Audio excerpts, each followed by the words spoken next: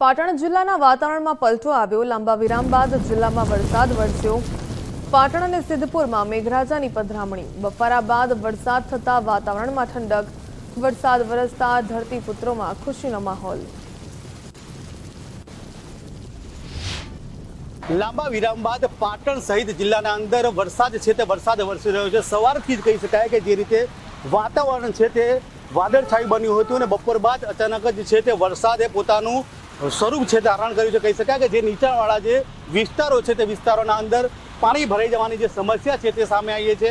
કહી શકાય કે જે રીતે થોડોક જ વરસાદ પડ્યો છે અને વરસાદ વરસતા જે નીચાણવાળા જે વિસ્તારો છે તેમાંથી જે પાણી ભર્યા છે તેના કારણે જે રાહદારીઓ છે જે વાહન ચાલકો છે તે નીકળી રહ્યા છે। ખાસ કરીને જો વાત કરવામાં આવે તો વાહન ચાલકોને આ પાણી ભરાવાના કારણે ક્યાંક ને ક્યાંક મુશ્કેલી વેઠી રહી છે। વાત કરવામાં આવે તો હાલ તો જે રીતે અસહ્ય ઉકળાટ હતો, ઉકળાટ બાદ કહી શકાય કે જે રીતે વરસાદ વરસ્યો અને વરસાદ વરસવા બાદ સમગ્ર પંથકના અંદર જે રીતે ઠંડક પ્રસરી ગઈ છે।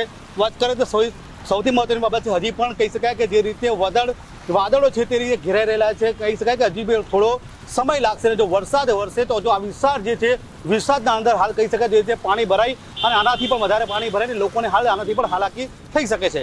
અખ્તર મંસૂરી, ગુજરાત ફર્સ્ટ।